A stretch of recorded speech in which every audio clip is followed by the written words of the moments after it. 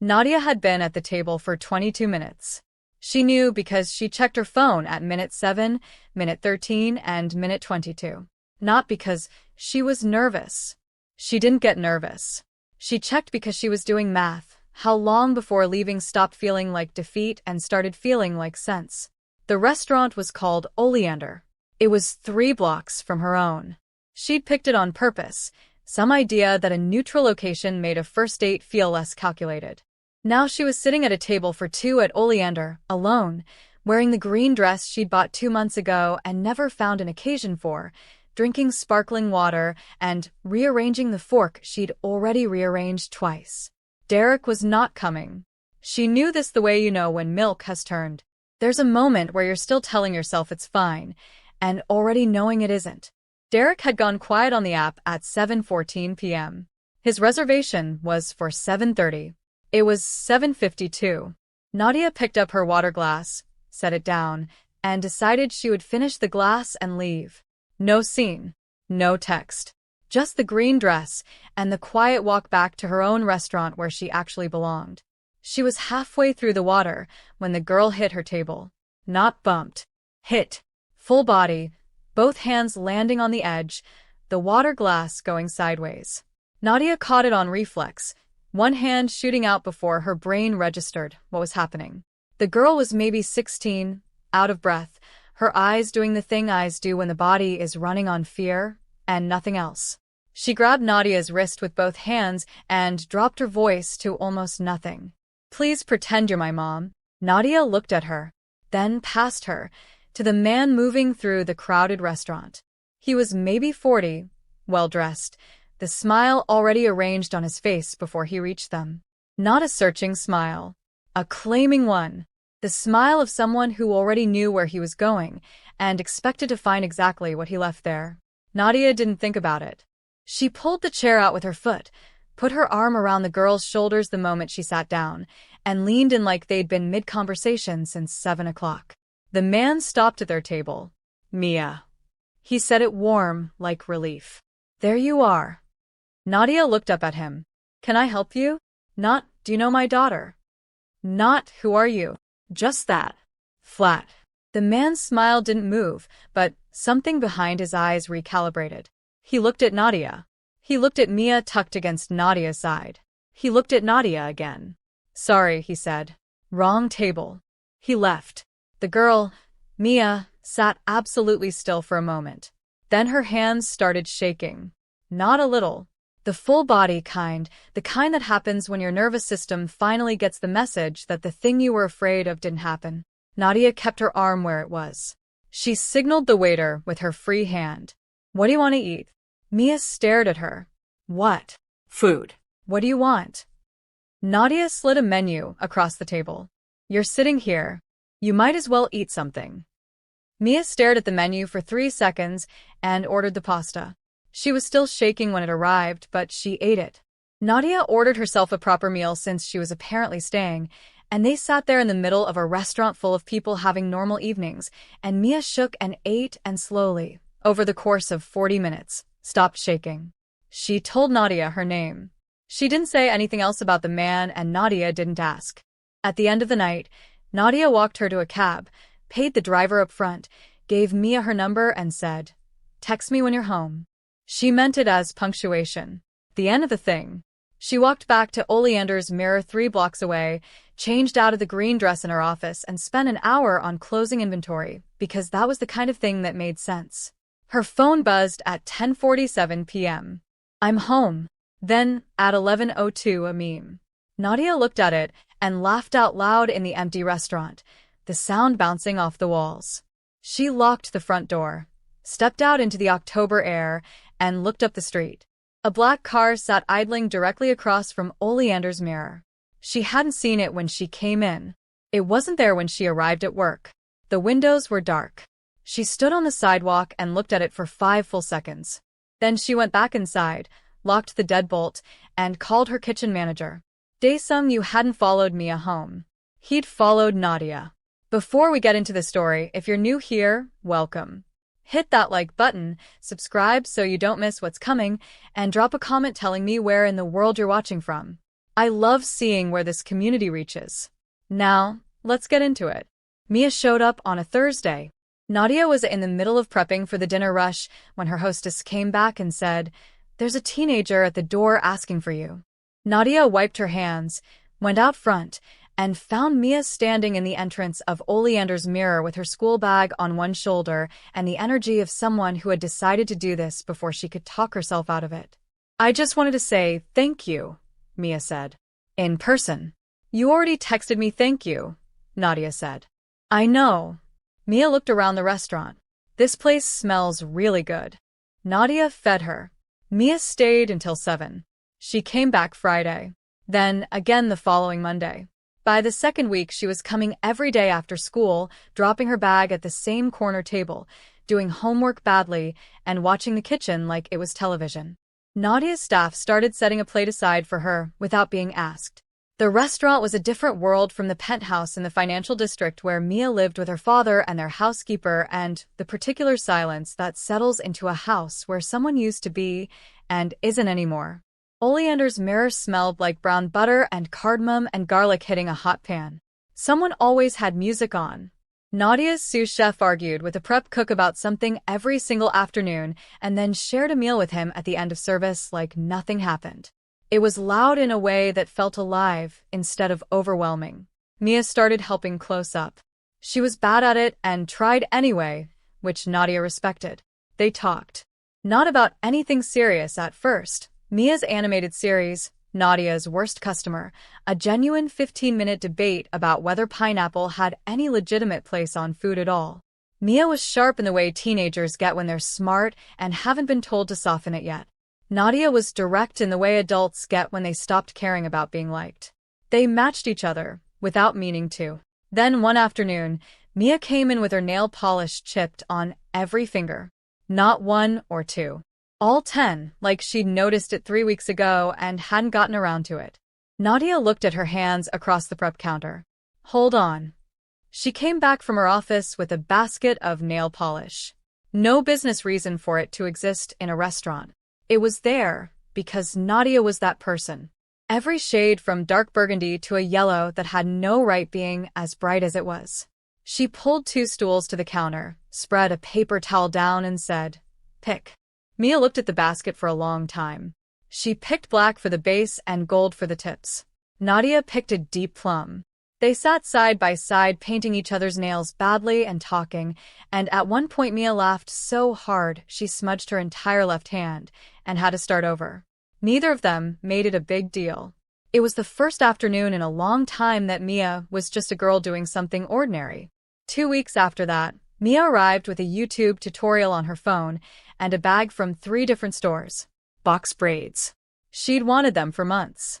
The housekeeper was kind but had no idea where to start, and Mia had eventually decided to try it herself before Nadia just looked at everything she bought and said, "Come with me." They sat on the floor of Nadia's office for 3.5 hours. Mia between Nadia's knees, Nadia sectioning and braiding while Mia talked. It came out sideways, the way real things do, when someone's hands are in your hair and you're not looking directly at anyone. She talked about her mother, Soyeon. About the day she died, not the details, just the shape of it. How Minjun went quiet in a way that took up the whole apartment. How Mia used to stand outside his office just to hear him on the phone, so she knew he was still there. How she started slamming doors and failing tests because a worried father was better than one who had gone somewhere she couldn't reach him. Nadia's hands kept moving. She didn't offer solutions.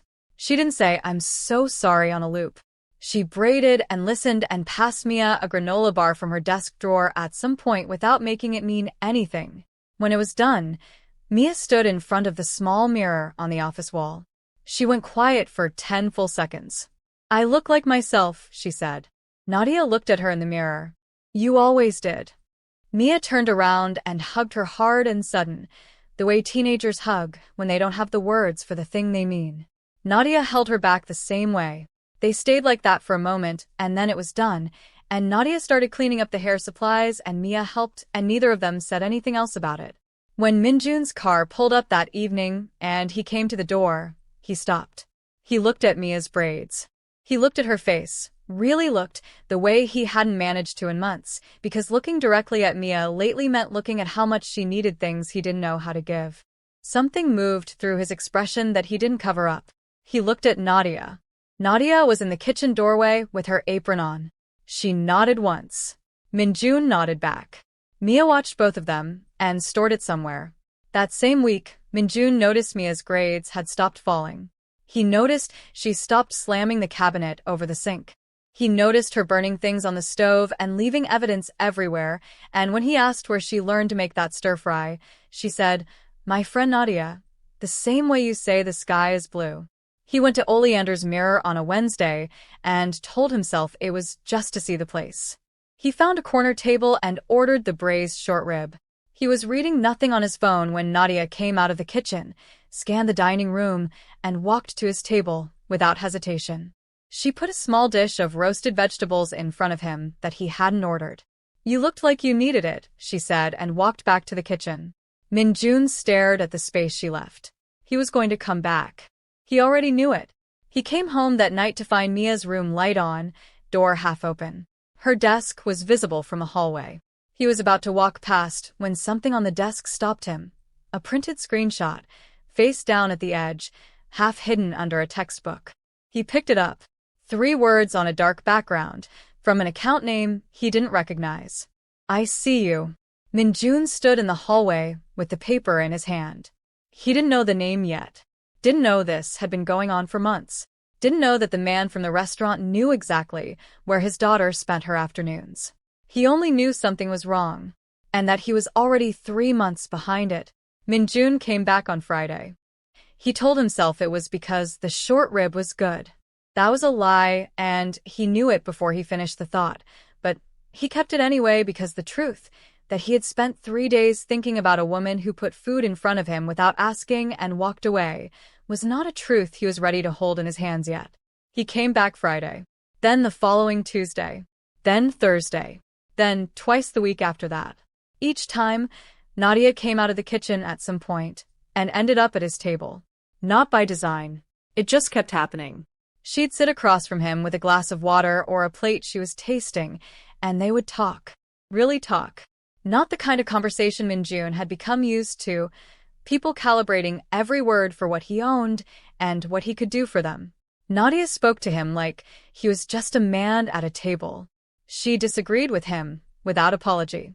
She was wrong about supply chain economics and completely right about why expensive restaurants made people feel lonelier than street food, and she made both points in the same conversation without blinking. On his 4th visit, he said money bought comfort. She said it bought the appearance of comfort, which was different, and the people who couldn't tell the difference were the ones who'd never gone without. "And you think I can't tell the difference," he said. "I think you've been eating alone at a corner table for 6 weeks," she said.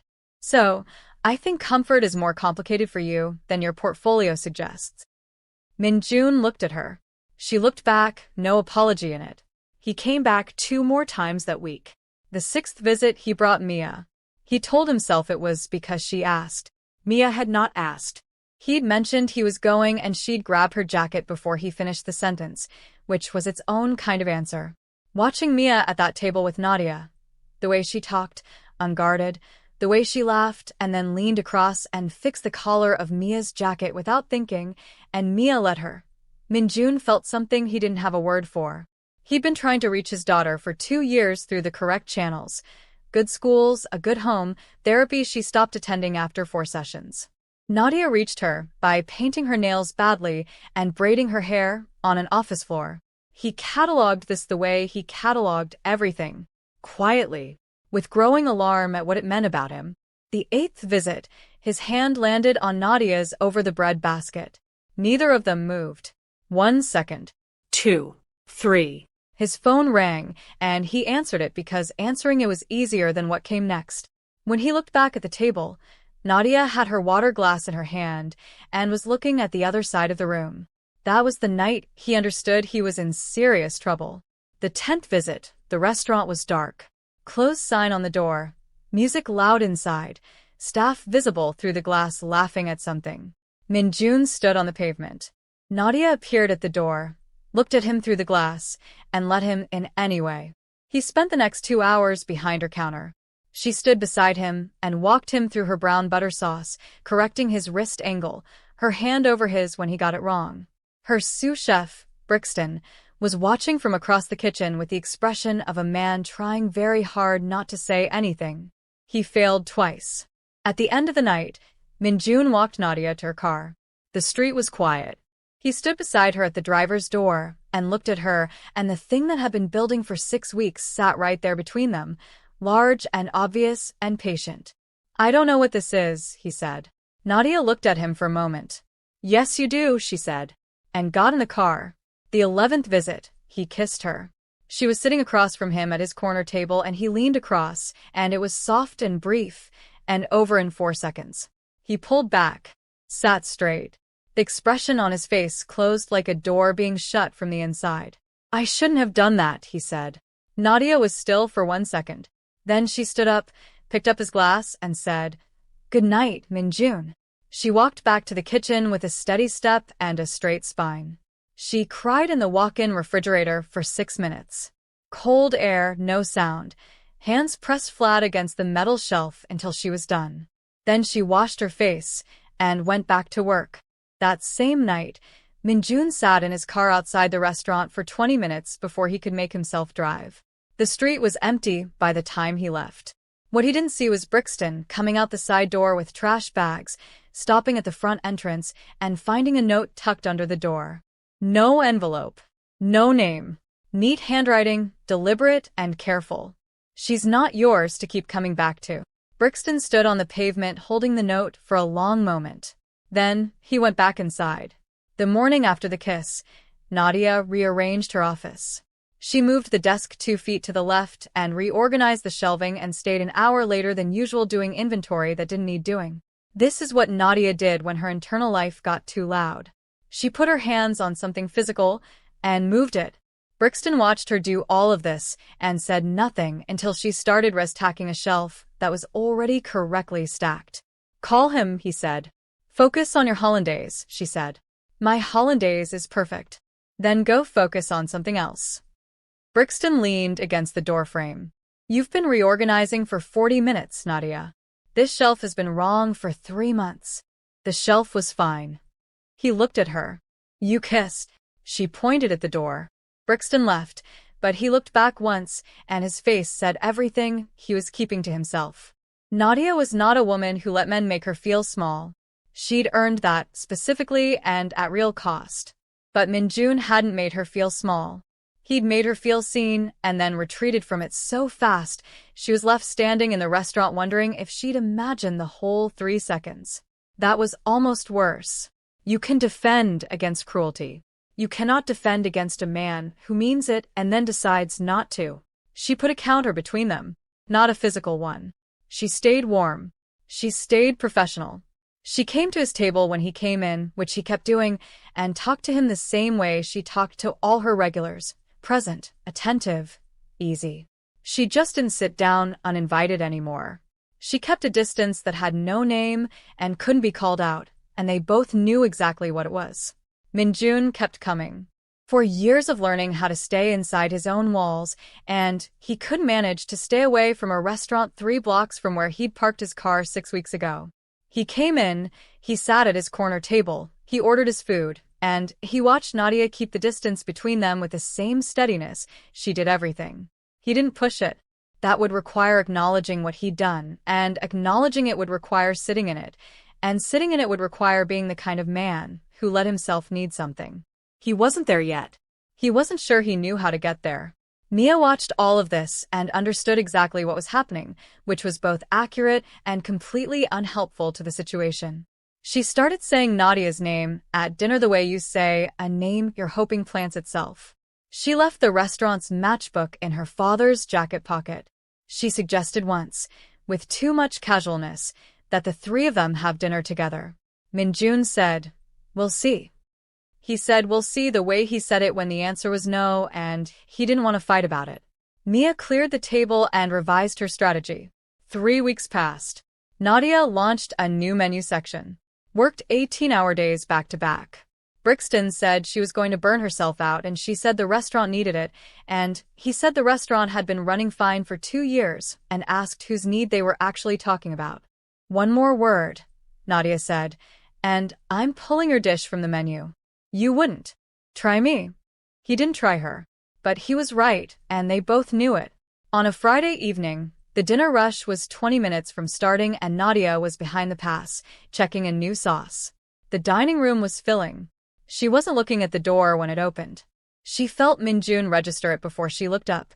He was at his corner table, and his posture changed, just slightly, the way a person goes still when they see something they weren't expecting. Nadia looked up. Marcus Webb was standing in the doorway of her restaurant with a bunch of flowers in his hand, deep orange dahlias, the exact shade, the shade she'd mentioned once in passing 19 months ago, and apparently he'd remembered. He was wearing the gray jacket, the cologne she'd bought him for his birthday. He looked at her across the length of the dining room, and the expression on his face was the one she'd spent 8 months trying to forget, the one that used to make her believe she was the only person in any room he was standing in. 2 years. He had built a second life inside the blind spots she didn't know she had. He had looked at her exactly like that the whole time, and he was looking at her exactly like that right now. Nadia stood at the pass with a spoon in her hand and did not move. In the corner table, Minjun watched her face. He didn't look away. Marcus came in on a Saturday morning before the lunch rush. No dinner reservation. No grand entrance. Just coffee, he said. He sat at the bar, held the mug with both hands, and talked to her like they were two people catching up. Easy. Light. No pressure in it at all. Nadia knew exactly what that was. Starting small, so she couldn't say the ask was too big. He'd always been good at building from the ground up. She gave him the coffee. She didn't sit down. He came back Sunday. Monday. By Wednesday, he was a fixture at the bar from 10 to noon, and her morning staff liked him because Marcus Webb had never met a room he couldn't charm in under 4 minutes. He remembered their names. He asked follow-up questions. He laughed at the right moments. This is what Nadia had spent 2 years inside, his complete, total, convincing attention, and she watched him do it to her staff and felt something cold move through her chest because she remembered when she thought that attention was just who he was and not something he deployed. Thursday, a delivery arrived at the same time he did. He rolled his sleeves up and helped carry crates without being asked. Her kitchen manager thanked him. Marcus said it was nothing. It was not nothing. It was calculated to the millimeter, and Nadia knew it, and her hands still remembered the weight of being with someone who showed up. That was the problem. The history was real even if the man was not trustworthy. You cannot love someone for 2 years and have none of it mean anything. Some of it meant something. That was the part Marcus was counting on. I'm not taking you back, Nadia told him on Friday morning. Flat. Clear. I know, Marcus said. He didn't flinch. I'm not asking you to. I just want to be here. She should have said no to that too. She knew it and didn't say it, and that silence was its own answer. Across the dining room, Minjun sat at his corner table. He'd been coming in the whole week. He sat, he ordered. He watched Marcus at the bar with Nadia and said absolutely nothing. He had no right to say anything. He understood this clearly. He had kissed her and then told her it was a mistake, and you do not get to stake a claim after that. You do not get to be hurt when someone else shows up. He understood all of this correctly, and it did not help at all. He left without finishing his food on Tuesday. Then again on Thursday. First time in 11 visits, he'd left anything on the plate. He drove home both nights and sat in the parked car in his own garage for longer than he would ever tell anyone. Mia noticed him coming home earlier. She noticed the way he put his keys down and stood at the kitchen counter doing nothing. She noticed his jaw, the particular way he held it when he was controlling something. She called Brixton. Brixton, who understood that his loyalty was to Nadia and that telling Mia everything was somehow also being loyal to Nadia, told her everything. That night Mia wrote on a piece of paper in her clearest handwriting and left it on her father's pillow. You kissed her and then acted like she was a mistake. Fix it or stop going there. Minjun found it when he went to bed. He read it once. He read it again. He sat on the edge of the mattress for 20 minutes in the dark and then lay down and stared at the ceiling. He did not fix it. He told himself he would. He did not. Friday evening, Marcus stayed past closing. Nadia was doing the end of day, and he sat at the bar until the staff left, and then he looked at her across the empty restaurant and said he never stopped loving her. That the other women were nothing, not an excuse. He wasn't making excuses. He just needed her to know they meant nothing the way she meant everything. His voice went unsteady at the end of it. His eyes were wet. He'd always been able to do that, and Nadia had always believed it was real. She stood behind the bar with a cloth in her hand and felt the pull of it. Not love, not anymore, but the memory of love, which is its own gravity. "I need time to think," she said. Marcus nodded. He pressed his lips together like a man holding himself back from saying more, and that restraint looked like respect, which she knew it wasn't, and she felt it anyway. He left. She stood alone in the restaurant. Outside, across the street, a shadow stepped back from the edge of the light. Dae-sung Yu stood looking at the front of Oleander's mirror. The door, the windows, the side entrance, with the steady focus of someone working out a problem. He stayed 3 minutes. Then he walked away. He had found what he was looking for. Nadia did not call Marcus back. She sat with his words for 2 days and waited to see what they did to her. What they did was remind her how good he was at words. He had always been extraordinary with words. The whole 2 years had been words, the right ones at the right time in the right voice. She had believed every set of them and rebuilt her own memory twice to make them true when they stopped matching reality. She was not doing that again. She was not. But the almost of it stayed with her. How close she got into saying maybe, how fast 2 years of wanting to be chosen could override 2 years of learning what that choice had actually cost her. That frightened her more than Marcus did. That she could know a thing completely and still feel the pull toward it. She started asking herself the question she had been stepping around since the night of the bread basket. Not what is Minjun, but what does he mean? The answer kept coming out the same way. Large. Inconvenient. Real in a way she hadn't felt real in a long time. She thought about the side dish she'd put in front of a stranger and how he'd come back 11 times. The walk to her car. The 8 minutes of their hands near each other over the bread basket. The kiss.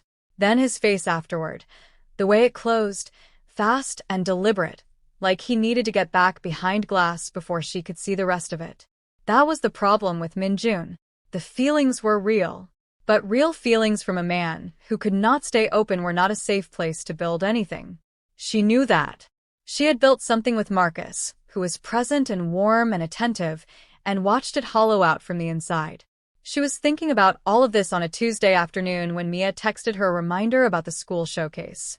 Nadia had agreed to come 3 weeks ago. She never canceled on Mia. She arrived 5 minutes before it started and found Minjun already there, standing at the back of the auditorium in a suit he'd clearly come straight from work in. He saw her. She saw him. They both stayed where they were for 2 seconds too long. She walked to the back and stood beside him. They didn't speak. The lights went down. Mia walked onto the stage with 6 other students and performed a spoken-word piece she had written herself about a house where all the windows had been sealed shut for years, and what happened when someone finally opened one. It was not subtle. Mia was not a subtle person. Nadia kept her eyes forward and felt Minjun go very still beside her. Somewhere in the 3rd minute, his hand moved to hers in the dark between their chairs. Not grabbing. Not urgent. Just his hand finding hers and staying there. A question with no pressure attached to the answer. Nadia looked straight ahead at the stage. She turned her hand over and held his back. 8 minutes. The whole performance. Neither of them moved and neither of them spoke, and it was the most honest either of them had been since the bread basket, possibly since longer than that. The lights came up. Their hands separated before Mia could see, or before they thought she could see, which was not the same thing as before Mia could see, because Mia saw everything and had been watching them from the stage since minute 1. Minjun walked Nadia to her car after. Again. The same sidewalk, the same October air, the same 2 people with too much between them and not enough language for it. He turned to her. He opened his mouth. Her phone rang. Brixton. Come now. Emergency. She looked at Minjun. He looked at her phone. Go, he said. She went. He stood on the sidewalk and watched her pull out and did not move for a long time. She walked into Oleander's mirror and stopped. The restaurant was dark except for candles, her candles, from the supply room, arranged across 6 tables that had been pushed together into one. Her playlist was running through the speaker system. Orange dahlias in a vase at the center. Every detail was right because he had 2 years of data on what right looked like for her. Marcus stood at the edge of it. Brixton was not visible, which meant Brixton had been convinced to leave, which meant Marcus had worked very hard at this. Her phone buzzed in her hand. Minjun. I should have said something at the car. I'm saying it now. Can we talk? Nadia stood in the middle of her own restaurant surrounded by candlelight and looked at the message. She looked at Marcus. She looked at the message again. Nadia texted back 2 words. Tomorrow. Morning. Then she turned to Marcus and said, "The dinner is beautiful. You need to take all of it with you when you leave." Marcus looked at her. For 1 second, one unguarded, unperformed second, his face did something she had never seen it do in 2 years. His jaw tightened. His eyes went flat and cold and annoyed. Not hurt, not sad. Annoyed, the way someone gets when a plan they were certain about stops working. It was there and gone in under 2 seconds, and then the soft expression was back and he nodded and said he understood. But Nadia had seen it.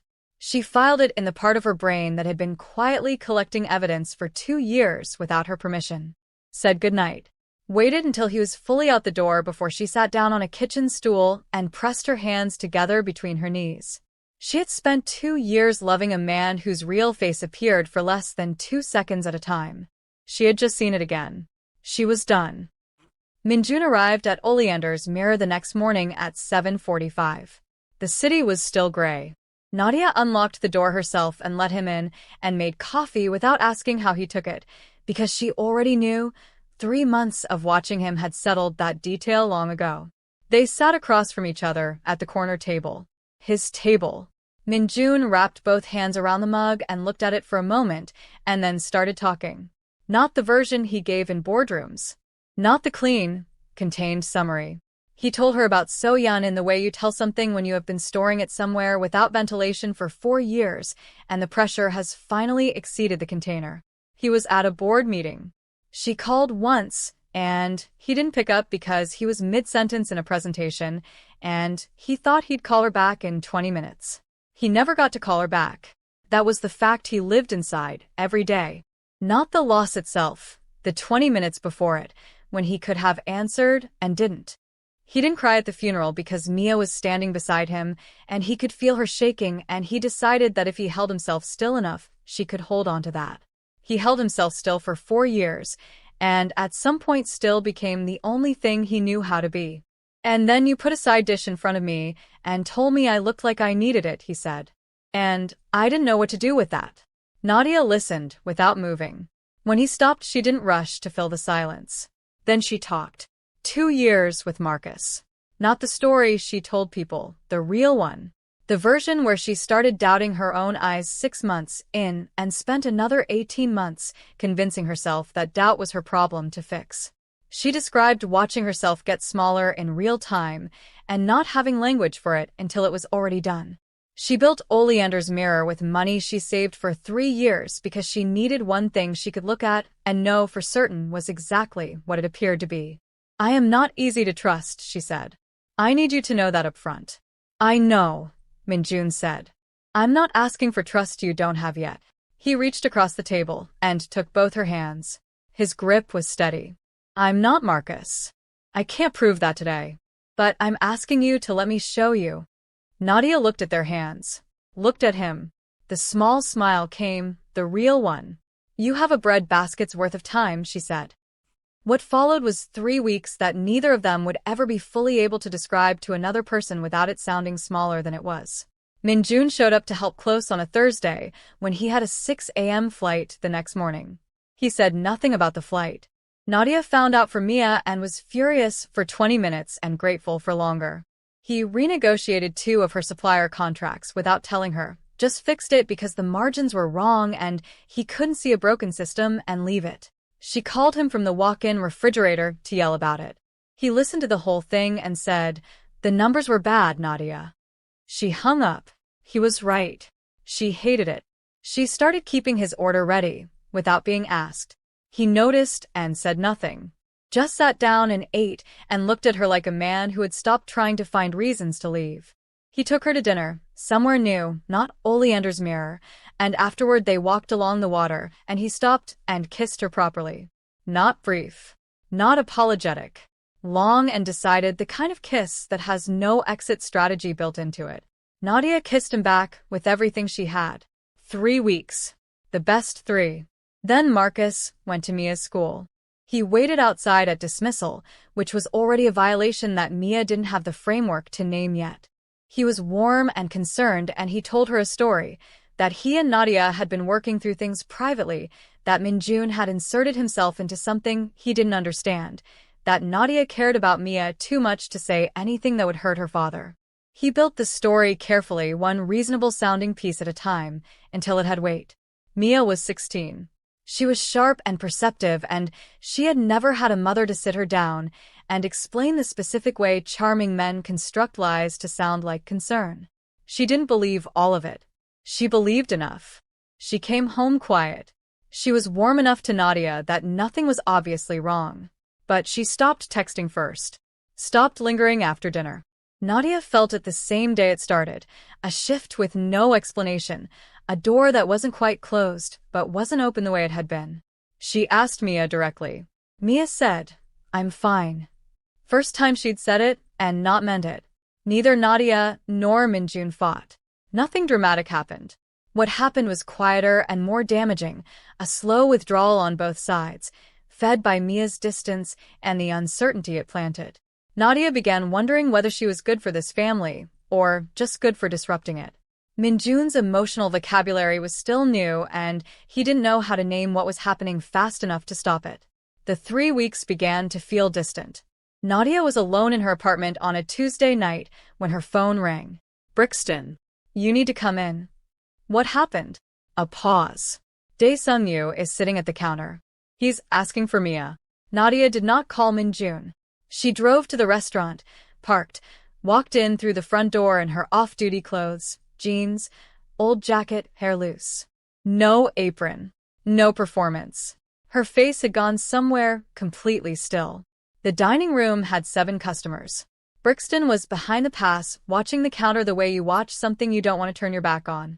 Dae Sung-yu sat on the end stool with a drink in front of him and the posture of a man who had never once in his life been removed from anywhere he chose to be. Nadia walked to the counter and stopped in front of him.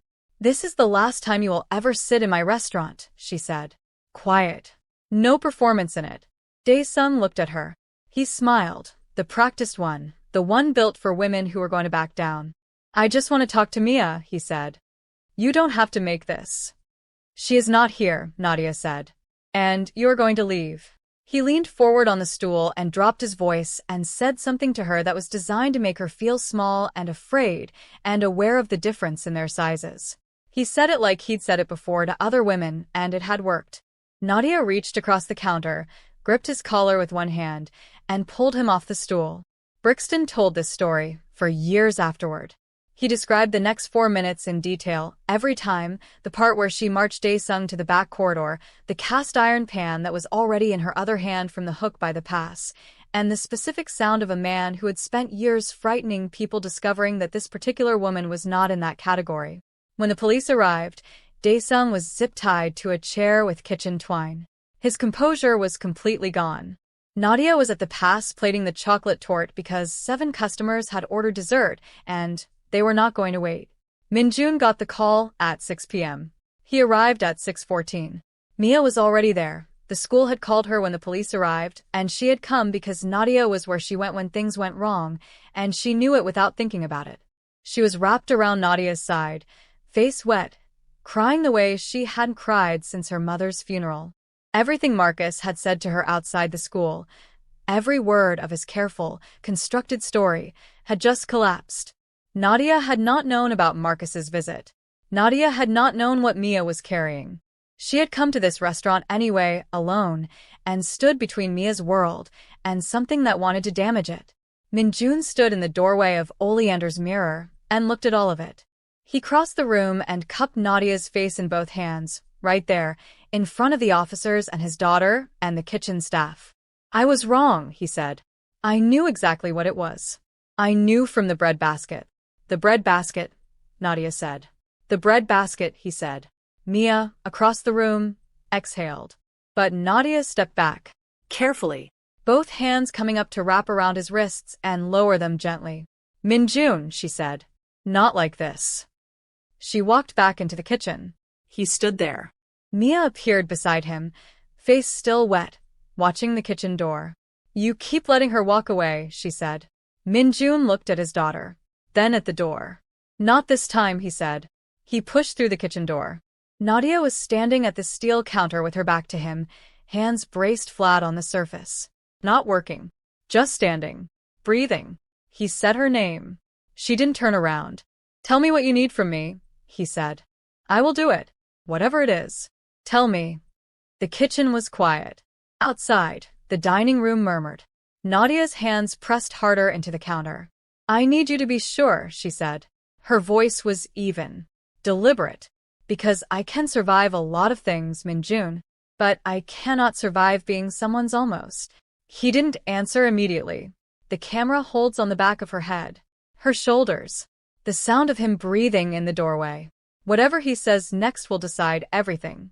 The episode ends there, right there. Because some choices deserve the full weight of silence before they're made. Minjun said, "I'm sure."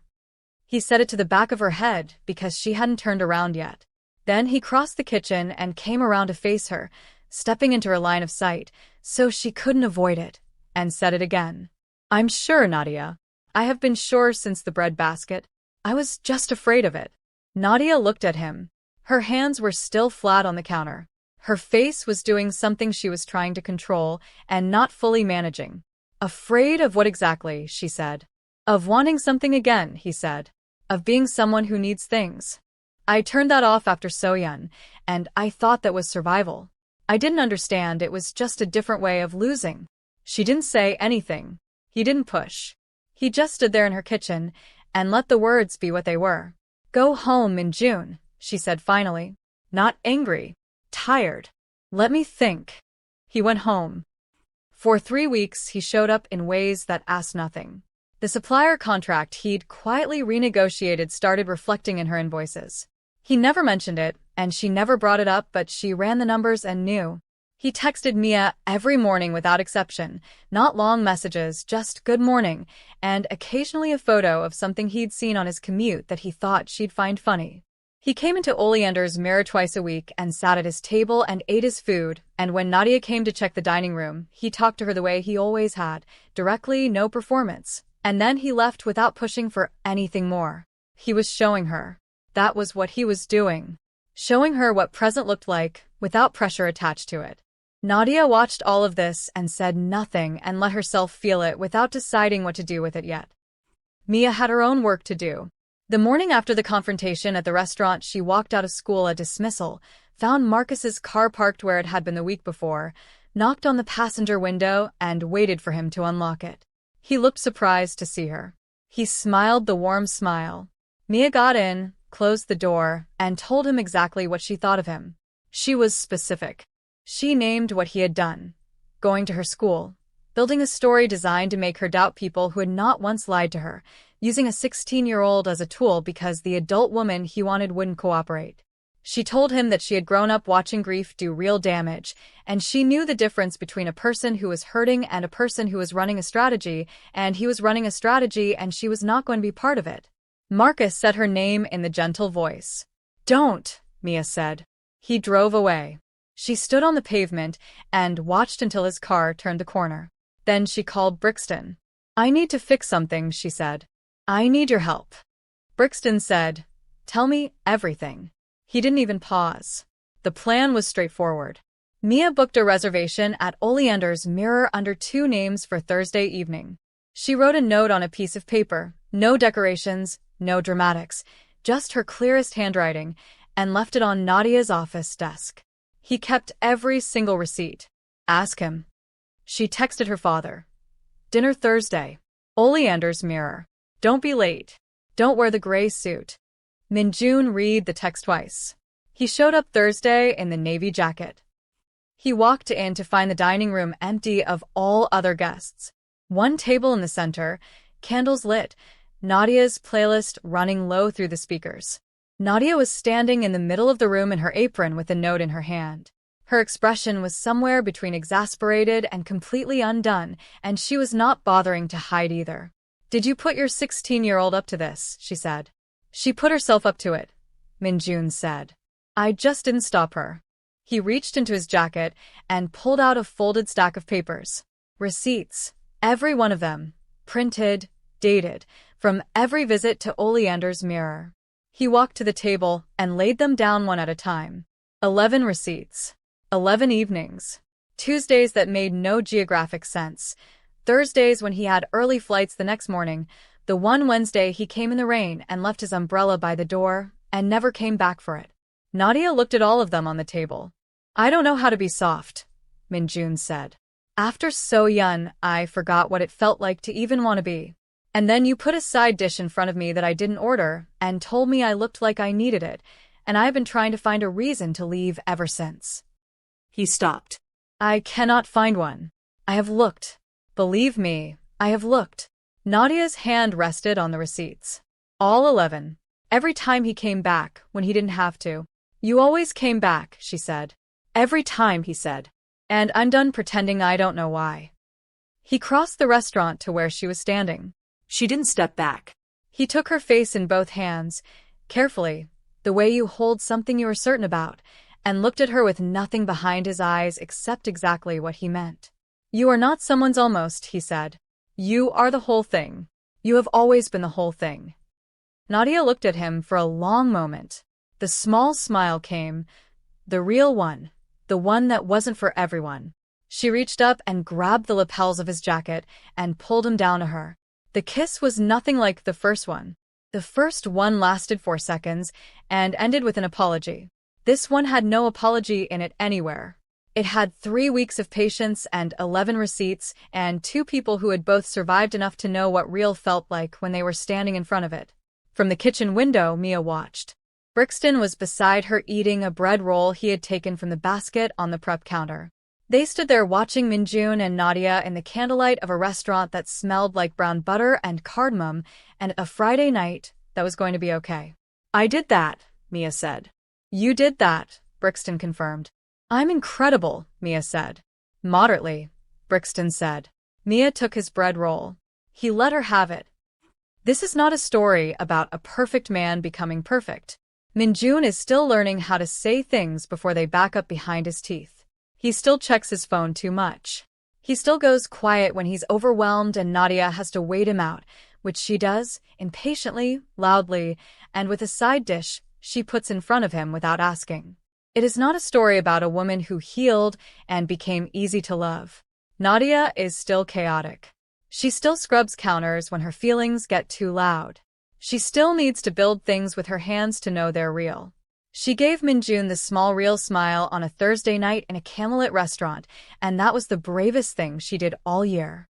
It is a story about a girl who ran into a stranger's table and grabbed her wrist because she was terrified and had nowhere else to go. About the woman who pulled her in without thinking. About the father who kept coming back to a restaurant 3 blocks from his parking spot and laid 11 receipts on a table as evidence of the only thing he couldn't talk himself out of. It began with a girl running. It began with a woman who was done waiting for Derek. It began with a bread basket and a side dish no one ordered. The table that sat empty for 2 is exactly right for 3. That's where we leave them.